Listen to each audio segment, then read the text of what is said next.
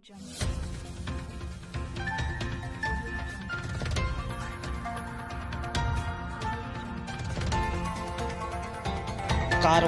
TV हर पल आपके साथ।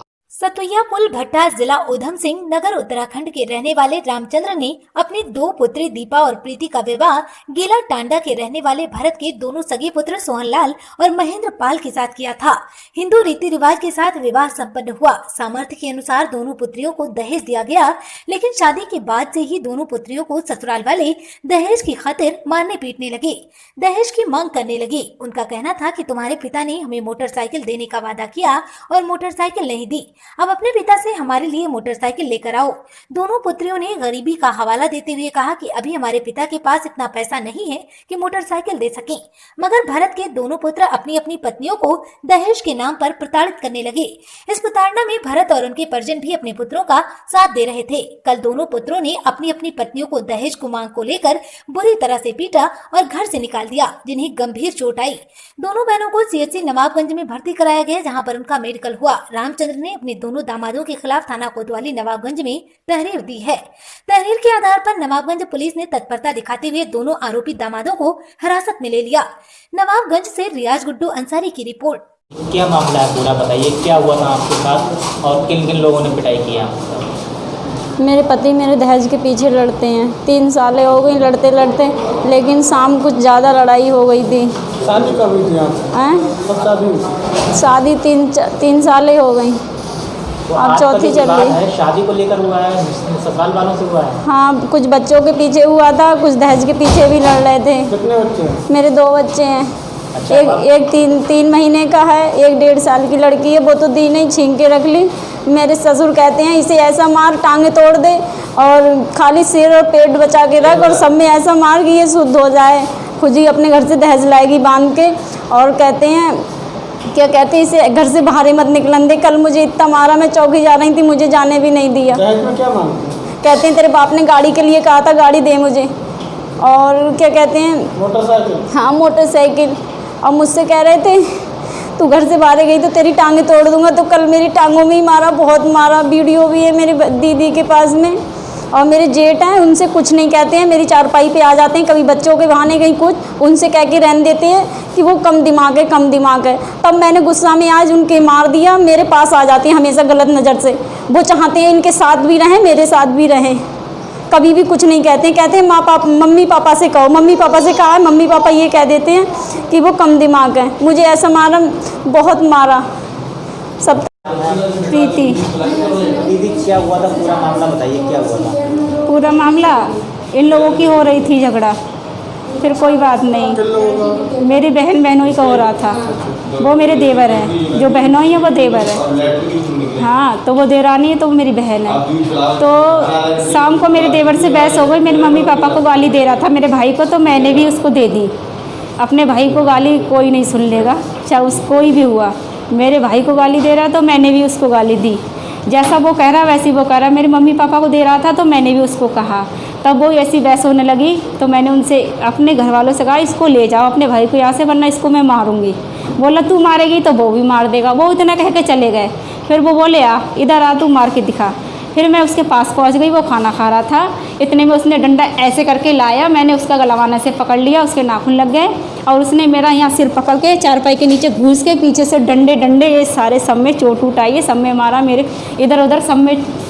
वो हाँ, कौन लोग हैं मारने वाले? मारने वाला सिर्फ मेरा देवर ही है। मुझे बताया नहीं किसी ने? किसी ने नहीं बचाया। मेरा ससुर, मेरी सास और मेरा जेठ, मेरी ननद सब घर पे थे, किसी ने नहीं बचाया। वो कहाँ थे?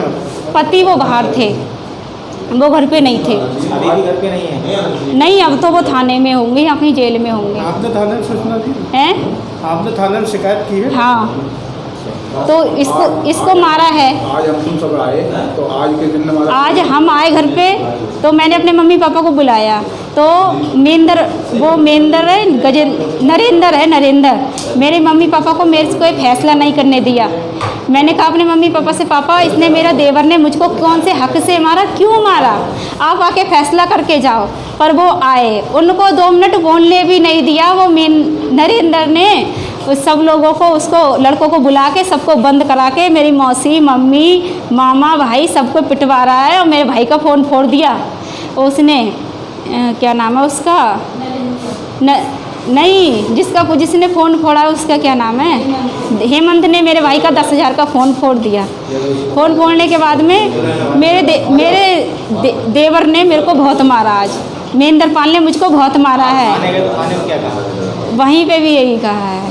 लगभग कितने लोगों ने मारपीट की? एक घर में तो सब नहीं, मोहल्ला वालों ने भी और चचेरे तहरे भाइयों ने मेरी बहन को बहुत मारा है। एक ने चोटी पकड़ी, दो ने उसको मारा। मुझे बताएं क्या नाम है? अभी उम्र कितनी? क्या नाम है आपका? लाल प्रसाद। कहाँ रहते हो? गीला टांगा। ये क्या हुआ था? मैं तो घर पे बैठा था। ये प्रधान जी ने इनने मेरे सिर पे ईंट मार दी खींच के। प्रधान जी ने? हाँ, पचुआ प्रधान है क्या? पचुआ पाएगा प्रधान है। किस बात को लेके मारपीट की? हैं? किस बात को लेके? मैं तो खेत पे से आया तो ये लोग आए, इन्हें डंडाबाजी उठाने मारे चल कर दी। दूसरे पक्ष के हैं? नहीं, हमें भाई की पक्ष नहीं, ये वही लड़का भाई है। लड़का भाई। फिर क्या हुआ? हैं? फिर क्या हुआ? इनने तो दोनों पकड़ा, वो किशन ने और इनने, और तो मेरी खोपी ईंट मार दी खींच के। जैसे कि यहाँ पे आरोप लग रहा है कि आप महिला के पास जाते हैं रात को। नहीं, गलत बात है ये गलत बात है। गलत बात है? हाँ, गलत। महिला से कोई विवाद हुआ था आपका? नहीं, कोई विवाद नहीं हुआ? नहीं, मेरा कोई विवाद नहीं हुआ। आपके साथ फिर मारपीट क्यों हुई? मारपीट उससे नहीं हुई ना, मैंने मारा अभी तक। जी क्या नाम है आपका? मेरा नाम है नन्हेलाल। कौन है आप? मैं प्रधान पति पचुआ, ग्राम पचुआ। आप पर जो मारपीट का आरोप लग रहा है, क्या है मामला? जी साहब, मुझ पर मारपीट का आरोप लग रहा है, ये गलत लग रहा है। मेरे जो रिश्तेदार थे, ये पचुआ आए थे, इनने हमसे कही प्रधान जी चलो वहाँ पर हमारी लड़की को मारो तोड़ो, आप चलो उनसे सेरा बैठ के बातचीत करेंगे, समझा देंगे। तो हमने भाई चलो चलना है, रिश्तेदारों को मामला है। वहाँ पहुँचे हम लोग तो हम बैठ ना पाए ठीक से। लड़की में इनमें बातचीत शुरू हो गई, औरतें ही वहाँ इनमें कहवा सुननी शुरू हो गई। लड़की अपने कपड़ा भरने लगी, वो पैसे निकाल रही, पैसे के पीछे इनके पत्नी में और पति में झगड़ा हो गया।